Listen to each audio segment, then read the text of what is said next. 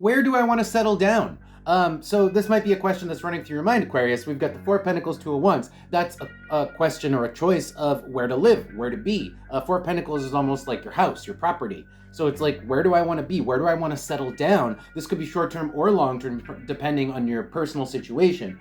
But looking at the Six of Wands and the Five of Cups, I actually think this is more long-term. Like, where do I want to settle down for the long term? Because I'm sick, Five of Cups, of either having to move or of living in like a shitty place, a shitty circumstance, maybe with roommates that you don't like, etc. You're just ready to be in like your forever home.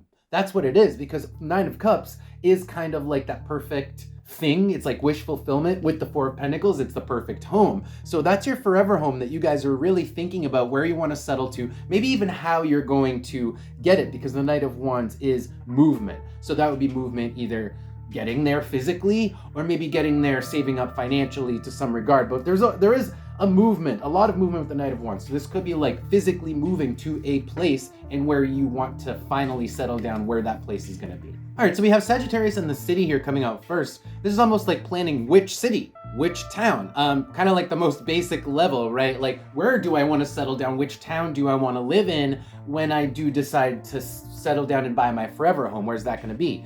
Now, with the key in the number 7, you either have, I don't think you have the key in your hands. It could be that you have a down payment, that you have a path by which you have some control of the situation. That's the key. So maybe you're already in, you have the good enough credit to do this. Maybe you're in a position where it's not out of your reach. That's the point here behind the key in the number 7. And therefore, you're already starting to make plans and thinking about this forever home. All right, and then I have a bunch of cards here. I just want to go through them really quick all at once. But it's just talking about what you're looking for in the home. What you are looking for. You're looking for something affordable. So we have the treasure chest coming out here, and you have the bread, something that is sustainable and affordable. Like, the bills aren't going to be through the roof. The taxes in the town aren't going to bleed you dry. The mortgage is going to be so high that you can't afford it, right? That is the treasure chest, the bread. The mouth here is interesting. I think that could be that could be talking about word of mouth. Or it could just be talking about your neighbors, because we also have the number 6, so you could be looking for good neighbors too. And then Libra is a place that makes sense, where everything kind of checks out, and that's why you're making these plans and looking at these details and really kind of laser focusing, honing in on all the elements of your dream home. Now let's pull some advice and see if there's something you should be looking for, or if this is the right time or not. Let's see if we get any advice for you guys on this. Any advice for Aquarius? This advice. Okay, so now we have Judgment in the King of Pentacles. Man, this is like, go for the biggest mansion you can find. Make it a fixer-upper so that it's affordable. So, I mean, obviously you must have a budget, right?